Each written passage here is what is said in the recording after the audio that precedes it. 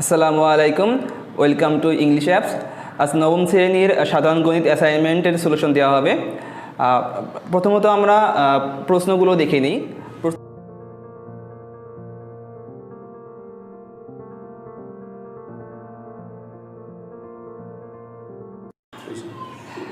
প্রথমত আমরা সংক্ষিপ্ত প্রশ্ন নিয়ে কথা বলি।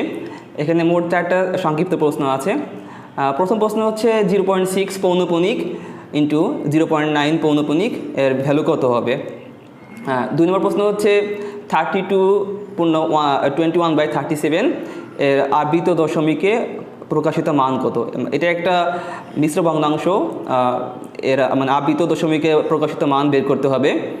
3 নম্বর প্রশ্ন হচ্ছে n equals twice p minus 3 where p belongs to n এবং n স্কোয়ারকে যদি 4 দ্বারা ভাগ করা হয় তাহলে ভাগশেষ কত হবে এটা বের করতে হবে। এবং 4 নম্বর প্রশ্ন হচ্ছে u ইকুয়ালস, এটা এখানে একটা সেট দেওয়া আছে, ইউনিভার্সাল সেট। এটা হচ্ছে এর এলিমেন্টগুলো হচ্ছে 2, 3, 4, 5, 6, 7 এবং 9। আরও একটা সেট হচ্ছে a ইকুয়ালস 2, 4, 6 এবং b ইকুয়ালস 3, 5, 7। সেক্ষেত্রে বের করতে বলছে এ প্রাইম ইন্টারসেকশন বি, অর্থাৎ এ সেটের পুরো সেটের সাথে বি সেটের ইন্টারসেকশন কত বের করতে বলছে। ওকে, প্রথমত আমরা এই 4টা কোশ্চেনে কথা বলবো, পরবর্তীতে আরও 3টা সৃজনশীল নিয়ে কথা বলবো। প্রথমে 1 নম্বর সলিউশন দিয়েছি। প্রথমে আমরা 2টা পার্ট, 0.6 পৌনঃপুনিক এবং 0.9 পৌনঃপুনিক, এই দুটো হচ্ছে আবৃত দশমিক ভগ্নাংশ। এদেরকে প্রথমত আমরা দশমিক ভগ্নাংশে প্রকাশ করব। তো প্রসেসটা হচ্ছে প্রথমত সংখ্যাটিকে পৌনঃপুনিক বাদ দিয়ে উপরে লিখতে হবে, পৌনঃপুনিক বাদ দিয়ে পুরো অংশটাকে লিখতে হবে। তো আমাদের এখানে পৌনঃপুনিক বাদ দিয়ে লিখলে হয়েছে 0.6, তো আমি 0টা লিখলাম না, লিখলে কোনো সমস্যা নাই। এরপরে এখান থেকে বিয়োগ করতে হবে দশমিকের পরে যত ঘর পৌনঃপুনিক ছাড়া আছে। তো আমরা দেখতে পাচ্ছি 0.6 পৌনঃপুনিক, এখানে দশমিকের পরে পৌনঃপুনিক ছাড়া কোনো ডিজিট নাই, এই জন্য তার মানে এখানে আসলে কোনো সংখ্যা নাই, এই জন্য 0 বিয়োগ করা যেতে পারে, যে বিয়োগ করিনি আর কি। আর হরের ক্ষেত্রে যতগুলো পৌনঃপুনিক আছে ততগুলো নয় এবং যতগুলো পৌনঃপুনিক ছাড়া ততগুলো শূন্য হবে। তো এখানে পৌনঃপুনিক সহ একটা মতো ডিজিট আছে, এই জন্য একটা 9 হবে। আর পৌনঃপুনিক ছাড়া কোনো ডিজিট নাই, এই জন্য কিছু হবে না। তো 6/9 আসছে, একে ভাগ করলে হয় হচ্ছে 2/3। একইভাবে 0.9 পৌনঃপুনিককে হয় 9/9 ইকুয়াল হচ্ছে 1। এখানে একটা বিষয় যে অনেকে ভাবতে পারে 0.9 পৌনঃপুনিক অর্থাৎ 0.999 এভাবে ইনফিনিটি পর্যন্ত চলতেই থাকবে, এটা কীভাবে 1 হয়। আসলে এটা হচ্ছে একটা অসীম গুণোত্তর ধারা। যদি তোমরা এটাকে অসীমতক সমষ্টি বের করো তাহলে দেখতে পারবা যে 0.999 এটাকে 1-এ প্রকাশ করা যায়। তো আমরা এখানে পেলাম 2/3 এবং আরেকটা অংশে পেলাম 1। এই দুটো অংশকে গুণ করলে হয় 2/3 × 1 ইকুয়াল হচ্ছে 2/3। 2 নম্বর প্রশ্ন হচ্ছে একটা মিশ্র ভগ্নাংশ, যেখানে পূর্ণ অংশ হচ্ছে 32 এবং ভগ্নাংশ হচ্ছে 21/37। প্রথমত এটাকে আমরা অপ্রকৃত ভগ্নাংশ প্রকাশ করি। তো প্রসেসটা হচ্ছে 32 × 37 প্লাস 21। তো ক্যালকুলেশন করলে হয় হচ্ছে 1205 / 37। তো এটাকে আমরা ভাগ করব প্রথমত। তো 1205কে 37 দ্বারা ভাগ করলে, তো ভাগ করে আমরা দেখতে পাই যে এক সময় এই প্রথমত 3 দ্বারা ভাগ করলে হয় হচ্ছে 111, বিয়োগ করলে হয় 95, বিয়োগ করলে 9 নয় এবং এরপর আমরা 5 কেটে আনবো। ওকে, তো 5 কেটে আনার পর আবার 2 দ্বারা ভাগ করা যায়, 2 দ্বারা ভাগ করলে গুণ করলে হয় 74, বিয়োগ করলে হয় 21। এখন আর যাচ্ছে না, সো দশমিক দিয়ে আমরা শূন্য আনবো। দশমিক দিয়ে শূন্য আনার পরে 5 বার যাবে। তো 5 × 37 গুণ করলে হয় 185, এবার বিয়োগ করলে হবে 25। তো এরপর আবার একটা শূন্য আনবো। যদি দশমিক আনছি আমরা এখন বারবার শূন্য আনতে পারবো, একটা করে আনতে পারবো। 2টা আনতে হলে কিন্তু আমাদের আর একটা শূন্য দিতে হবে রাইট সাইডে, ভাগফলের ক্ষেত্রে ভাগফলের জায়গায় শূন্য দিতে হবে। তো যেহেতু একটা আনতেছি আমাদের আলাদা কোনো শূন্য দেওয়া লাগবে না। তাহলে 250 একে ভাগ করা যায় 37 দ্বারা, 6 বার ভাগ করা যায়। ওকে, তাহলে 6 × 37 222 হয়, বিয়োগ করলে হবে 28। ওকে, 28-এর এখানে আবার আর একটা শূন্য দিব, শূন্য দিলে এখানে ভাগ করা যাবে 7 বার। তো 7 × 37 259 হবে, বিয়োগ করলে হবে 21। একটু খেয়াল করো, এর আগে কিন্তু একবার 21 আমাদের আসছে, 74 74-এর নিচে কিন্তু 21 আছে, আবারও 21 রিপিট হয়েছে। তার মানে আমরা কি বুঝতেছি, এখন থেকে এই 21 রিপিট হতেই থাকবে। 20 পর 25 আসবে, এরপর 28 আসবে, আবার 21, এভাবে রিপিট হতেই থাকবে। তার মানে আমরা বুঝতে পারলাম দশমিকের পরে যে ডিজিটগুলো আছে 5, 6, 7, এই ডিজিটগুলো বারবার আসবে, অর্থাৎ 5, 6, 7, এরপরে 5 আসছে, তারপর 6 আসবে, আবার 7 আসবে। তো এই জন্য আমরা এটাকে লিখতে পারি যে 32 পূর্ণ অংশ 20/37 ইকুয়াল 32.567। তাহলে 5, 6, 7 যেহেতু রিপিট হচ্ছে, এই জন্য 5 এবং 7-এর পরে আমরা পৌনঃপুনিক দিয়ে দেবো। এর মানে হচ্ছে 5, 6, 7 এই তিনটের উপরই পৌনঃপুনিক আছে। আর 3 নম্বর প্রশ্ন হচ্ছে n equals twice p minus 3 where p belongs to n। এখানে nটা হচ্ছে ন্যাচারাল নাম্বার, স্বাভাবিক সংখ্যা। তার মানে p এর মান যদি আমরা 1, 2, 3, 4 এই ন্যাচারাল নাম্বারগুলো দিই, যদি nকে স্কোয়ার করা হয় সেক্ষেত্রে ভাগশেষ কত, মানে 4 দ্বারা ভাগ করলে ভাগশেষ কত হবে বের করতে হবে। তো প্রথমে আমরা nকে আমরা স্কোয়ার করি, তো n স্কোয়ার ইকুয়াল হচ্ছে twice p minus 3 whole square. তো ক্যালকুলেশন করে দেখো, এটা আসে 4p square minus 12p plus 9। তো এখন একটু খেয়াল করো, 4p স্কোয়ার 4 কমন যায়, 12p এখানে 4 কমন যায়, 9-এর ক্ষেত্রে কিন্তু 4 কমন যায় না। তো আমি একটা কাজ করব, আমি কেন 4-এর কথা বলতেছি, কারণ আমাদের বলছে যে 4 দিয়ে ভাগ করতে হবে। তো 9কে আমি 8 + 1 আকারে লিখতে পারি, এখানে 8কে 4 দ্বারা ভাগ করা যাচ্ছে এই জন্য। তো এখন খেয়াল করো, 4p square minus 12p plus 8, এখানে 4 কমন যায়, তো 4 কমন নিলে হয় p square minus 3p plus 2, আর প্লাস 1 তো আগে আছে, ওইটা থেকে দেবে আলাদা হবে, এই অংশে কমন নেওয়া হচ্ছে। এখন খেয়াল করো, এখানে 4 × p square minus 3p plus 2, এই গুণফলটা কিন্তু 4 দ্বারা বিভাজ্য, কারণ এখানে 4 কিন্তু গুণ অবস্থায় আছে। সো ইজিলি কিন্তু আমরা 4 দ্বারা এখানে শেষে বিভাজ্য করতে পারতেছি। তার মানে আমি বলতে পারি 4 × p square minus 3p plus 2 এই অংশটি 4 দ্বারা বিভাজ্য।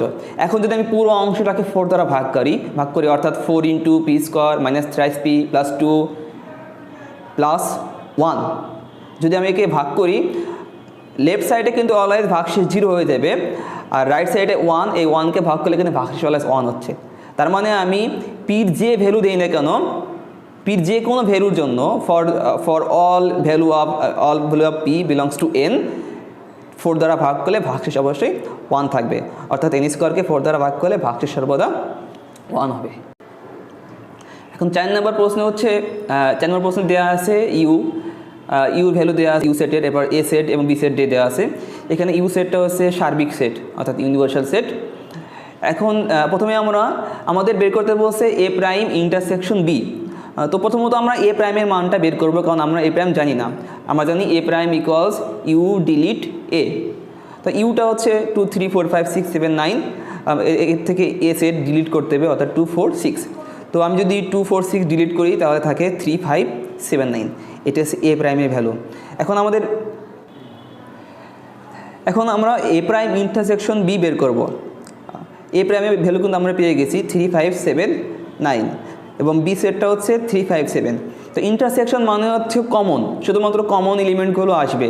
তো আমরা দেখতে পাচ্ছি এখানে 3, 5 এবং 7 হচ্ছে কমন, তার মানে এ প্রাইম ইন্টারসেকশন বি ইকুয়ালস 3, 5, 7। এখন আমরা সৃজনশীল নিয়ে কথা বলবো। প্রথমত আমরা 1 নম্বর সৃজনশীল প্রশ্নটা পড়ি। এখানে একটা ফাংশন দেওয়া আছে, প্রথমত এক্স এর ফাংশন দেওয়া আছে, F of x equal x³ plus kx square minus 4x minus 12। এবং একটা এর আর একটা ফাংশন দেওয়া আছে, এ এর ফাংশন নাম হচ্ছে জি। তো G of A equals 1 plus a³ plus a⁻6 divided by a³। দুটো ফাংশন দেওয়া আছে। প্রথম প্রশ্ন হচ্ছে, এখানে একটা সেট আছে x belongs to n such that x² greater than 3 এবং x³ less than or equal 30। এই সেটটিকে তালিকা পদ্ধতিতে প্রকাশ করতে হবে, অর্থাৎ x এর বিভিন্ন ভ্যালু বের করতে হবে এবং কোন ভ্যালুর সাপেক্ষে শর্তটা মেনে চলবে আমরা সেই মানগুলো বের করব। এরপর 2 নম্বর প্রশ্ন হচ্ছে, খ নম্বর প্রশ্ন আছে এফ অফ -2 = 0 হলে দেখাও যে √k একটি অমূলদ সংখ্যা। প্রথমত আমরা কে এর মান বের করব, তারপর আমরা আমাদের প্রমাণ করতে হবে যে √k একটি অমূলদ সংখ্যা, এটা প্রমাণ করতে হবে। গ নম্বর প্রশ্ন হচ্ছে প্রমাণ করো যে g of a square equals g of a⁻²। এখানে g অফ a⁻² মানে হচ্ছে g অফ 1/a স্কোয়ার। তোমরা বোধহয় জানো এটা আগে থেকে। প্রথমে হচ্ছে ক নম্বর প্রশ্ন, এখানে আমরা ধরে নিই সেটটার একটা নাম দিন, সেট নাম হচ্ছে a equals x belongs to n such that x² > 3 এবং x³ <= 30। তো এ সেটের এলিমেন্টগুলো হচ্ছে x, তো x এর পরিচয় হচ্ছে x হচ্ছে ন্যাচারাল নাম্বার।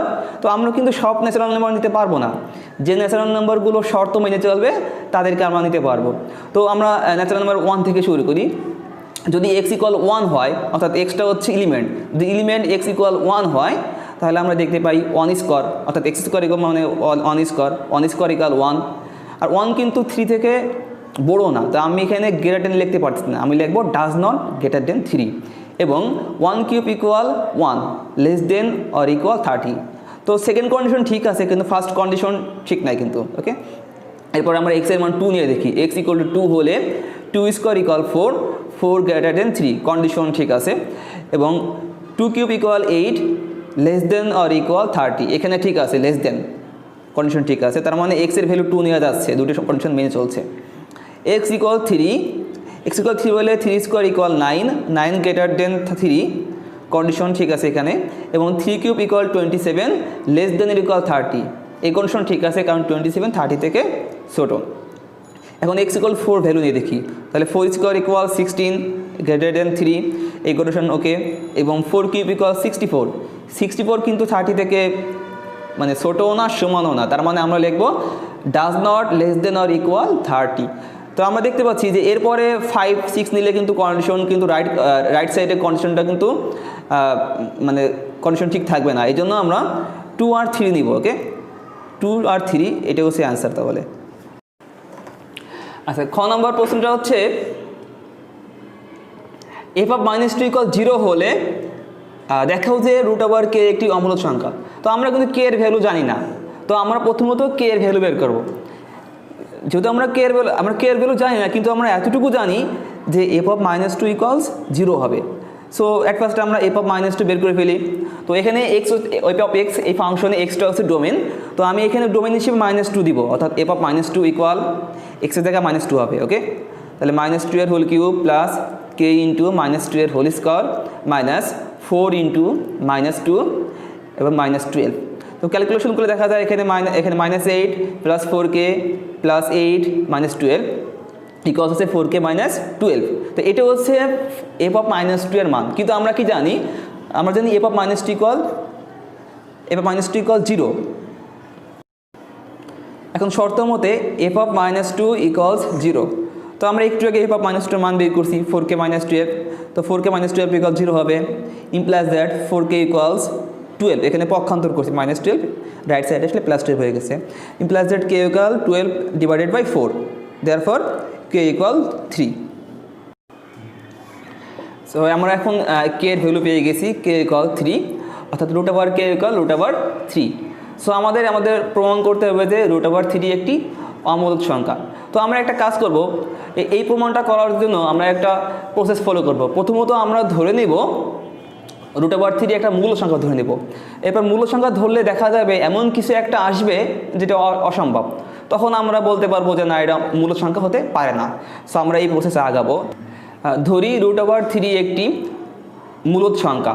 তো আমরা জানি যে মূলদ সংখ্যাকে, যে কোনো মূলদ সংখ্যাকে p/q আকারে প্রকাশ করা যায়। এখানে p আর q এর শর্ত আছে যে p আর q হচ্ছে পূর্ণ সংখ্যা হবে এবং q does not equal two 0 হবে, এই শর্ত। হ্যাঁ, তো আমরা ধরে নিচ্ছি √3 = p/q, যেখানে pq সহমৌলিক এবং স্বাভাবিক সংখ্যা এবং pq > 1। আমরা এখানে এই শর্তটা নিচ্ছি, এই প্রমাণের সুবিধাতে আমরা এই শর্তটা নিচ্ছি। ইমপ্লাইজ দ্যাট, এখন আমরা উভয় সাইডকে বর্গ করি, তো 3 = p² / q²। ইমপ্লাইজ দ্যাট এখন আমরা উভয় পক্ষকে কিউ দ্বারা গুণ করব, গুণ করলে হয় thrice Q equal P square by Q. এখন খেয়াল করো thrice Q equal P square by Q, এখানে পি আর কিউ কিন্তু সহমৌলিক সংখ্যা এবং স্বাভাবিক সংখ্যা।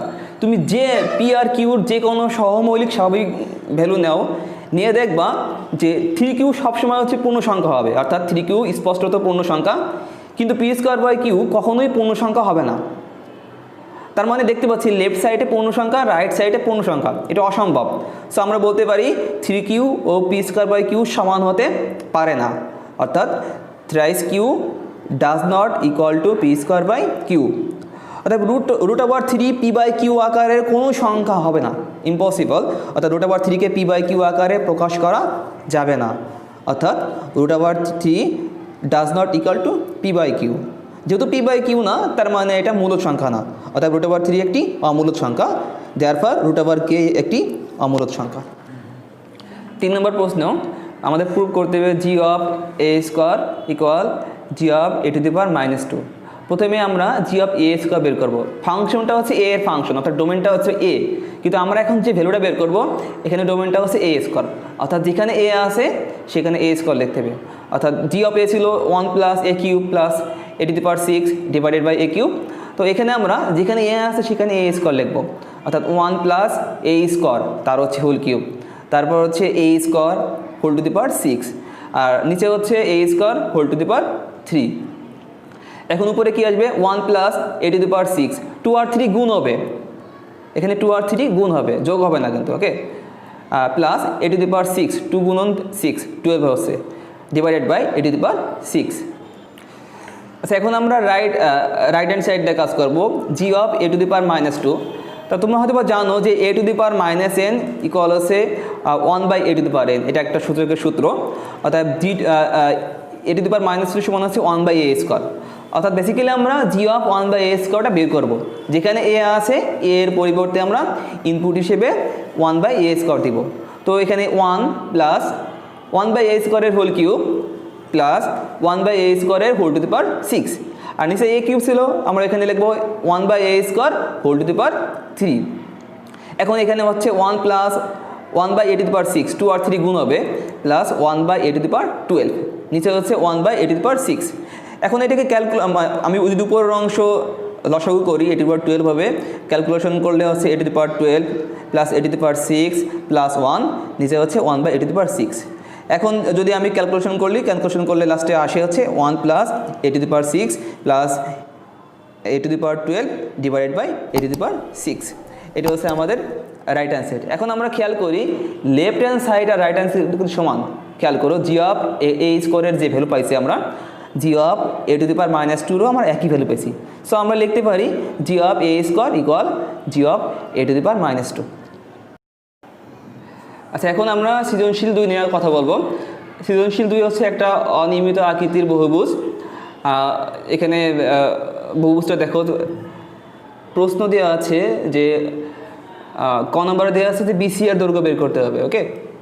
বিসি এর দৈর্ঘ্যটা বের করতে হবে। 2 নম্বর হচ্ছে ইএফজি অর্ধবৃত্ত। দেখো এখানে উপরে যে একটা বৃত্ত আছে, বৃত্তের হচ্ছে ডি বাহুর উপরে যে অংশটা জি ইএফজি, এই যে অর্ধবৃত্ত, এই অর্ধবৃত্তের পরিধি বের করতে হবে।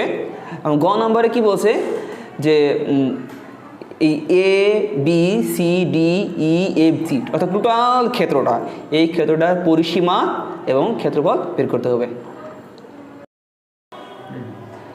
প্রথমে ক নম্বরে আমরা বিসি এর দৈর্ঘ্য বের করতে হবে। আর প্রথমত দেখো যে ভ্যালুগুলো দেওয়া আছে, ডিই ডিসি এজি এবং এবি এর ভ্যালু দেওয়া আছে 5, 7, 12 এবং 15 সেন্টিমিটার। তো এখন আরও একটা তথ্য দেওয়া আছে ডিই ইকুয়াল জিও। খেয়াল করো চিত্রের পাশে কিন্তু একটা তথ্য দেওয়া আছে, আমার এই চিত্রে নাই, কিন্তু প্রশ্ন দেখো ডিই ইকুয়াল জিই দিয়ে দেওয়া আছে। যেহেতু আমরা জানি যে এখানে ডিই ইকুয়াল 5 সেন্টিমিটার, অর্থাৎ জিই ইকুয়াল 5 সেন্টিমিটার, তার মানে টোটাল 5টা আমরা তথ্য পেলাম, এখানে 5টা ভ্যালু পেলাম। এখন খেয়াল করো ডিইজিপি একটি বর্গক্ষেত্র। তো আমরা জানি বর্গক্ষেত্রের 4টে বাহুর দৈর্ঘ্য সমান, therefore DE equal GE equal GP equal PD. আর যেহেতু এখানে ডি এর ভ্যালু হচ্ছে 5 সেন্টিমিটার, অর্থাৎ প্রত্যেকটা বাহুর দৈর্ঘ্য হচ্ছে 5 সেন্টিমিটার। এখন খেয়াল করো, যদি আমরা এখানে এপি এর দৈর্ঘ্য বের করি, আমরা এপিকে এভাবে লিখতে পারি, AP equals AG minus GP. এখানে এজি ভ্যালু হচ্ছে 12 এবং জিপি হচ্ছে 5, অর্থাৎ AG minus GP equals 12 minus 5, বিয়োগ করলে 7 সেন্টিমিটার হয়, অর্থাৎ এপির মান পেলাম আমরা 7 সেন্টিমিটার। একইভাবে দেখো আমরা পিসি কীভাবে বের করতে পারি, আমরা লিখতে পারি PC equal PD plus DC equal, পিডির মান হচ্ছে 5 এবং ডিসির মান হচ্ছে 7, ইকুয়াল হচ্ছে 12 সেন্টিমিটার। তো আমি কি লিখতে পারি যে আমাদের যদি পিসি আর এআর কিন্তু সমান, ওকে, পিসি এবং এআর সমান। খেয়াল করো এখানে সি থেকে এবি এর পর একটা লম্ব টানা আছে, সি আর লম্ব, যেহেতু লম্ব টানা আছে তাহলে আমি বলতে পারি যে পিসি এবং এআর সমান। যেহেতু পিসি এর মান হচ্ছে 12 সেন্টিমিটার, অতএব এ এর মান হচ্ছে 12 সেন্টিমিটার। এখন আমরা বিআর এর ভ্যালু বের করব। খেয়াল করো বিআর ইকুয়াল কি লেখা যায়, এ বি মাইনাস এ আর। এই পুরো অংশ থেকে যদি এ আর বাদ দেই তাহলে আমি বিআর পাবো, অর্থাৎ 15 মাইনাস 12 ইকুয়াল হচ্ছে 3। আবার দেখো এ আর সি বি এটা একটা আয়তক্ষেত্র কিন্তু, তো এখানে এপি আর সি আর কিন্তু পরস্পর বিপরীত বাহু, তাহলে এপি এবং সি আর সমান হবে। যেহেতু এপি ইকুয়াল 7 সেন্টিমিটার, অর্থাৎ সি আর ইকুয়াল 7 সেন্টিমিটার। এখন দেখো সমকোণী ত্রিভুজ বি সি আর হতে পাই পিথাগোরাসের উপপাদ্য যে অতিভুজ স্কয়ার সমান হচ্ছে লম্ব স্কয়ার প্লাস ভূমি স্কয়ার। এখানে অতিভুজ হচ্ছে বিসি, যেহেতু আর কোণটা সমকোণ, অর্থাৎ লিখতে পারি যে BC square equal C R square plus B R square. Therefore BC equal root over C R square plus B R square equal root over C R এর মান হচ্ছে 7, তাহলে 7 স্কয়ার প্লাস বি আর এর মান হচ্ছে 3, তাহলে 3 square equal root over 7 square 49 এবং 3 square হচ্ছে 9, যোগ করলে হবে 59, তো equal root over 58, root over 58 equal হচ্ছে 7.616, এটা হচ্ছে ভ্যালু। ওকে, অর্থাৎ বিসি ইকুয়াল 7.616 সেন্টিমিটার প্রায়। এখন খ নম্বর দেখো, খ নম্বর বের করতে বলছে আমাদের যে ইএফজি যে অর্ধবৃত্ত, এই অর্ধবৃত্তের পরিধি বের করতে বলছে। তো আমরা দেখি প্রথম ও কেন্দ্রবিশিষ্ট বৃত্তের ব্যাসার্ধ হচ্ছে আর, ব্যাসার্ধ আমরা আর ধরে নেই, আর সমান হচ্ছে জি ডিভাইডেড বাই 2। কেননা খেয়াল করো এখানে জি কিন্তু এখানে ব্যাস, তো ব্যাসের অর্ধেক হচ্ছে ব্যাসার্ধ, সো জিকে আমরা 2 দ্বারা ভাগ করলে ব্যাসার্ধ পাচ্ছি। তো জির মান হচ্ছে 5 ইকুয়াল হচ্ছে 5/2 সেন্টিমিটার। ওকে, এখন বৃত্তের অর্ধ পরিধি বের করতে হবে। তো আমরা জানি যে বৃত্তের পরিধি ইকুয়াল 2 পাই আর একক, 2 পাই আর সেন্টিমিটার, তাহলে এখানে যেহেতু সেন্টিমিটার একক ছিল, যেহেতু অর্ধবৃত্ত বের করতেছি তার মানে আমরা 2 দ্বারা ভাগ করে দিব, অর্থাৎ 2 পাই আর ডিভাইডেড বাই 2 সেন্টিমিটার, ভাগ করলে হয় পাই আর সেন্টিমিটার, পাই ইন্টু আর এর মান হচ্ছে 5/2। ওকে, এখন আমি যদি ক্যালকুলেটারে পাইটা নেই, পাই ইন্টু 5/2 লিখি, তাহলে 6.796 সেন্টিমিটার হয়। তো তোমরা অনেকে হয়তো বা এখানে পায়ের মান 3.1416 নিতে পারো, আমি এখানে এই মানটাই নিই, আমি সরাসরি পায়ের যে মানটা আছে 3.141415965, এই যে ভ্যালুটা আছে আমি সরাসরি পাইটা নিছি আর কি, এই জন্য আমার এই ভ্যালুটা আসছে। তো আমি ওটাই বলতে পারি যে ইএফজি অর্ধবৃত্তের পরিধি ইকুয়ালস 6.796 সেন্টিমিটার প্রায়। এখানে দশমিকের পরে একটা নির্দিষ্ট মান নেওয়া হয়েছে, 3 ঘরের পর একটা মান নেওয়া হয়েছে এবং 1 যোগ করা হয়েছে, যেহেতু পরবর্তী ঘরে 5 বা 5 বেশি ছিল এই জন্য 1 যোগ করা হয়েছে। এখন গ নম্বর দেখো, আমরা খ নং থেকে পেয়েছি, দেখো খ নং থেকে ইএফজি অর্ধবৃত্তের পরিধি পেয়েছি, যেটা হচ্ছে 6.796 সেন্টিমিটার পেয়ার। এখন যদি আমরা এই টোটাল ক্ষেত্রের পরিসীমা বের করতে চাই, একটু খেয়াল করো এখানে কিন্তু পরিসীমা হচ্ছে, পরিসীমায় আমরা একটু ভ্রমণ করি, AG, AB, BC, CD, D, বাকি যে অংশটা একটা আছে এটা কিন্তু সরল রেখা, এটা বক্ররেখা, এটা হচ্ছে ইএফজি, এটা একটা অর্ধবৃত্তের যে পরিধি ওইটা। তার মানে আমরা এই সবগুলো অর্ধবৃত্তের পরিধি সহ বাকি পরিধিগুলো যোগ করলে কিন্তু আমরা মানে পরিসীমাটা পেয়ে যাচ্ছি। ওকে, অতএব A B C D E F G এর পরিসীমা AG plus AB plus BC plus DC plus DE plus EFG অর্ধবৃত্তের পরিধি। ওকে, এখন আমরা মান বসাই দিই, এই প্রত্যেকটা মান কিন্তু আমরা জানি, একটু পিছনে গিয়ে দেখো প্রত্যেকটা মান আমাদের জানা আছে। তো তাহলে এজির মান হচ্ছে 12, এবির মান 15, বিসির মান 7.616, ডিসির ভ্যালু হচ্ছে 7, ডি 5 এবং ইএফজি অর্ধবৃত্তের পরিধি হচ্ছে 6.796 সেন্টিমিটার। তো টোটাল যোগ করলে হয় 53.412 সেন্টিমিটার প্রায়। তো যারা হচ্ছে পায়ের মান 3.1416 নিছো তাদের সাথে আমার এই ভ্যালুর পার্থক্য হবে, সামান্য পার্থক্য, এটা আসলে তেমন কোনো সমস্যাই না। তো এখন আমরা ক্ষেত্রফল বের করব। তো একটু খেয়াল করো, ক্ষেত্রফলকে আমরা 3টে অংশে ভাগ করব, 3টে অংশে। প্রথমত হচ্ছে দেখো এ বি সি পি, এটা একটা ট্রাপিজিয়াম, আর ট্রাপিজিয়ামের ক্ষেত্রফল বের করার ফর্মুলা আমাদের জানা আছে। এরপর খেয়াল করো পিডিইজি, এটা একটা বর্গক্ষেত্র, বর্গক্ষেত্রের ক্ষেত্রফল আমরা বের করতে পারি, এক বাহুর দৈর্ঘ্য জানা থাকলে বের করা যায়। খেয়াল করো এরপর একটা বৃত্ত আছে, এই বৃত্তের কিন্তু অর্ধেক অংশ বর্গের ভিতরে, সো আমরা কিন্তু ওই অর্ধেক অংশটা বের করবো না, উপরের অর্ধেক বের করব, অর্থাৎ বৃত্তের ক্ষেত্রফল বের করে 2 দ্বারা ভাগ করব। এই 3টা ক্ষেত্রফল যদি যোগ করি তাহলে আমাদের টোটাল ক্ষেত্রের ক্ষেত্রফল বের করা হয়ে গেল। এখন খেয়াল করো অর্ধবৃত্তের ক্ষেত্রফল কী হবে। তো ক্ষেত্রফলের সূত্র হচ্ছে, বৃত্তের ক্ষেত্রফল হচ্ছে পাই আর স্কোয়ার বর্গ একক। তো যেহেতু অর্ধেক বের করতে হবে এই জন্য হাফ ইন্টু পাই আর স্কোয়ার বর্গ সেন্টিমিটার। এখানে আর এর মান হচ্ছে 5/2, এখানে হোল স্কোয়ার দিলাম।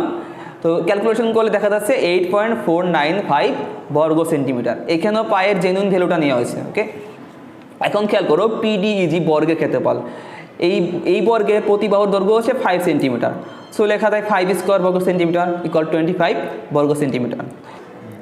এখন আমরা ট্র্যাপিজিয়ামের ক্ষেত্রফল বের করব। এখানে ট্র্যাপিজিয়ামটা হচ্ছে এ বি সি পি। আমরা জানি ট্র্যাপিজিয়ামের ক্ষেত্রফলের সূত্র হচ্ছে হাফ ইন্টু সমান্তরাল বাহুদ্বয়ের যোগফল ইন্টু সমান্তরাল বাহুদ্বয়ের মধ্যবর্তী দূরত্ব। তো এখানে ট্র্যাপিজিয়ামের এবি এবং পিসি হচ্ছে সমান্তরাল বাহু। তো আমি লিখতে পারি half into AB plus PC into দূরত্ব হচ্ছে এপি অথবা সিআর যে কোনো একটা নেওয়া যেতে পারে। ওকে, তাহলে ক্যালকুলেশন করলে হয় 94.5 বর্গ সেন্টিমিটার। এখন খেয়াল করো আমরা অর্ধবৃত্ত, এরপর হচ্ছে বর্গ এবং ট্র্যাপিজিয়ামের ক্ষেত্রফল পেয়ে গেলাম। তো এই তিনটে ক্ষেত্রফলকে যোগ করলেই আমরা এই বহুভুজের ক্ষেত্রফল পেয়ে যাচ্ছি। দেয়ারফর ABCDEFG বহুভুজের ক্ষেত্রফল ইকুয়ালস 8.495 প্লাস 25 প্লাস 94.5 বর্গ সেন্টিমিটার ইকুয়াল 127.995 বর্গ সেন্টিমিটার। এখানে একটা কথা তোমাদের বলে দিচ্ছি, তোমরা জানো কি না বর্গ, আয়ত, সামান্তরিক, এরপর হচ্ছে রম্বস, এটা সবাই কিন্তু ট্র্যাপিজিয়াম। তার মানে এদের সবার ক্ষেত্রফল কিন্তু ট্র্যাপিজিয়ামের সূত্রের মাধ্যমে করা যেতে পারে। তোমরা চেষ্টা করে দেখতে পারো। আচ্ছা, 3 নম্বর সৃজনশীল। এখানে একটা চিত্র আছে সুষম বহুভুজের। তো এখানে প্রথম প্রশ্ন হচ্ছে ত্রিভুজ ও পি কিউ এর ক্ষেত্রফল বের করতে হবে। 2 নম্বর হচ্ছে সুষম বহুভুজটির ক্ষেত্রফল বের করতে হবে। আর 3 নম্বর প্রশ্নটা হচ্ছে অনিয়মিত আকৃতির এবং সুষম বহুভুজের মধ্যে কোনটির ক্ষেত্রফল নির্ণয় করা সহজতর, এটা যুক্তি সহকারে উপস্থাপন করতে হবে। ওকে, তো প্রথমত আমরা ক নম্বর নিয়ে কথা। আচ্ছা, এখন ক নম্বর হচ্ছে ত্রিভুজ ওপি কিউ এর ক্ষেত্রফল বের করতে হবে। এখানে একটা ভ্যালু দিয়ে আছে, ওপি ইকুয়াল 4 সেন্টিমিটার দিয়ে দেওয়া আছে। খেয়াল করো এখানে ও হচ্ছে বহুভুজটির কেন্দ্র এবং পিও হচ্ছে একটা শীর্ষের দূরত্ব। তো আমরা জানি কোনো বহুভুজের কেন্দ্র থেকে সবগুলো শীর্ষের দূরত্ব সমান হবে, অর্থাৎ সুষম বহুভুজের ক্ষেত্রে এটা, অর্থাৎ ওপি এবং ও কিউ ইকুয়াল হচ্ছে 4 সেন্টিমিটার। যেহেতু এরা প্রত্যেকে একটা হচ্ছে দূরত্ব শীর্ষ থেকে, সো এই প্রত্যেকটা বাহু সমান হবে। আবার আমরা জানি যে এই বহুভুজের কেন্দ্রে 360 ডিগ্রি অ্যাঙ্গেল উৎপন্ন হয়েছে। তো যেহেতু এখানে মোট 8টা অ্যাঙ্গেল আছে, সো আমি যদি 8 দ্বারা ভাগ করি তাহলে যে কোনো একটা অ্যাঙ্গেল পাওয়া যাবে, অর্থাৎ কোণ পিও কিউ ইকুয়াল হচ্ছে 45 ডিগ্রি। আমরা জানি যদি কোনো ত্রিভুজে দুটি বাহু এ এবং বি হয় এবং তাদের অন্তর্ভুক্ত কোণ যদি থিটা হয় তাহলে ওই ত্রিভুজের ক্ষেত্রফল হচ্ছে half into AB sine theta. এখন আমরা দেখতে পাই যে ত্রিভুজ পিও কিউ এর দুটি বাহু হচ্ছে ওপি এবং ও কিউ, এরা প্রত্যেকে 4 সেন্টিমিটার এবং এদের অন্তর্গত কোণ থিটা হচ্ছে 45 ডিগ্রি। সো আমরা এই ত্রিভুজের ক্ষেত্রফল লিখতে পারি half into 4 into 4 into sign 45 degree বর্গ সেন্টিমিটার। তো এখানে যদি আমি ক্যালকুলেশন করলে পাই 5.657 বর্গ সেন্টিমিটার। নাম্বার দেখো যে সুষম বহুভুজটির ক্ষেত্রফল বের করতে বলছে। ওকে, তো এখানে দেখো, এখানে PQRSTUVW একটি সুষম অষ্টভুজ, এখানে 8টা বাহু আছে, আর এর কেন্দ্র হচ্ছে ও থেকে শীর্ষবিন্দুগুলো যোগ করা হয়েছে, ফলে 8টি সমান ক্ষেত্রফল বিশিষ্ট ত্রিভুজ উৎপন্ন হচ্ছে। আমরা জানি যে কোনো সুষম বহুভুজের n বাহু বিশিষ্ট কোনো সুষম বহুভুজের কেন্দ্র থেকে যদি শীর্ষবিন্দুগুলো যোগ করা হয় তাহলে n সংখ্যক সমান ক্ষেত্রফল বিশিষ্ট ত্রিভুজ উৎপন্ন হবে। তো আমরা দেখো এই বহুভুজের একটা ত্রিভুজ এর ক্ষেত্রফল পেয়ে গেছি। তো আমরা যদি এই ত্রিভুজের ক্ষেত্রফলকে যদি 8 দ্বারা গুণ করে দিই তাহলে টোটাল ক্ষেত্রফল পেয়ে যাব। অতএব সুষম বহুভুজটির ক্ষেত্রফল ইকুয়ালস 8 ইন্টু ত্রিভুজ OPQ এর ক্ষেত্রফল। এখন OPQ ক্ষেত্রফল আমরা জানি 5.657, আমরা ক নাম্বারে যেটা করেছি, তো 8 দ্বারা গুণ করলে এটা হবে 45.256 বর্গ সেন্টিমিটার। এখন লাস্ট প্রশ্ন, গ নাম্বার। এখানে বলা হয়েছে যে অনিয়মিত এবং নিয়মিত বহুভুজ এদের মধ্যে কোনটির ক্ষেত্রফল বের করা অধিকতর সহজতর। তো প্রথমত আমরা খেয়াল করি, প্রথম চিত্র একটা অনিয়মিত বহুভুজ এবং দ্বিতীয় চিত্র হচ্ছে একটা সুষম বহুভুজ বা নিয়মিত বহুভুজ। আমরা প্রথমত নিয়মিত এবং অনিয়মিত বহুভুজের ডেফিনেশনটা দেখে নিই। সুষম বা নিয়মিত বহুভুজ হচ্ছে এমন একটা দ্বিমাত্রিক আকার যেখানে প্রত্যেকটা বাহু সমান হবে, অর্থাৎ প্রত্যেকটা বাহু সমান হতে হবে, প্রত্যেকটা কোণ সমান হতে হবে। তো এক্ষেত্রে আমরা দেখতে পাই সমবাহু ত্রিভুজ এটা একটা দ্বিমাত্রিক আকার এবং এটা একটা সুষম বহুভুজ, সুষম ত্রিভুজ বলা যেতে পারে। একইভাবে বর্গের প্রত্যেকটা বাহু এবং প্রত্যেকটা কোণ পরস্পর সমান, সো বর্গ কিন্তু এটা সুষম বহুভুজ। একইভাবে সুষম পঞ্চভুজ, ষড়ভুজ এভাবে আমরা করতে পারি। হ্যাঁ, এখন অনিয়মিত বহুভুজ কি? অনিয়মিত বহুভুজ হচ্ছে এমন একটা দ্বিমাত্রিক আকার যেখানে প্রত্যেকটা বাহু ও কোণ পরস্পর সমান নয়। তো এক্ষেত্রে আমরা দেখতে পাই যে সামান্তরিক, আয়ত, রম্বস, এরপর ট্রাপিজিয়াম, এছাড়া অন্য যে কোনো ফিগার কিন্তু অনিয়মিত বহুভুজ। আমরা খেয়াল করি যে সামান্তরিক, রম্বস, আয়ত এক্ষেত্রে কিন্তু মিনিমাম 2টা বাহু দৈর্ঘ্য জানা লাগে, 2টা বাহু বা উচ্চতা জানা লাগে ক্ষেত্রফল বের করার ক্ষেত্রে। অন্য ফিগারের ক্ষেত্রে কোনো নির্দিষ্ট কিন্তু কোনো ফর্মুলা নাই।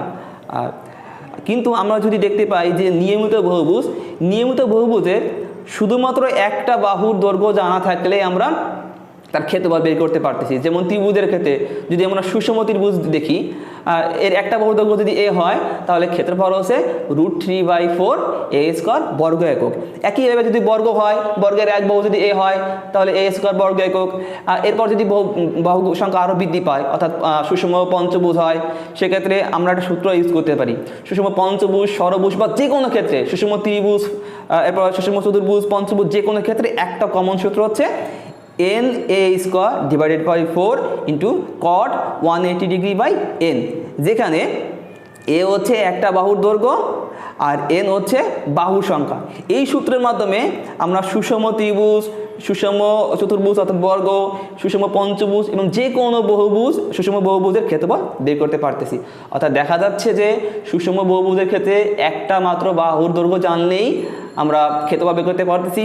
অন্যদিকে অনিয়মিত বহুভুজের ক্ষেত্রে ক্ষেত্রফল বের করার জন্য মিনিমাম 2টা বাহুর দৈর্ঘ্য জানা লাগতেছে, এমন কোনো ক্ষেত্রে কোনো ফর্মুলাও পাওয়া যাচ্ছে না। সুতরাং আমরা বলতে পারি অনিয়মিত বহুভুজ অপেক্ষা নিয়মিত বহুভুজের ক্ষেত্রফল বের করা অধিকতর সহজতর। Thank you.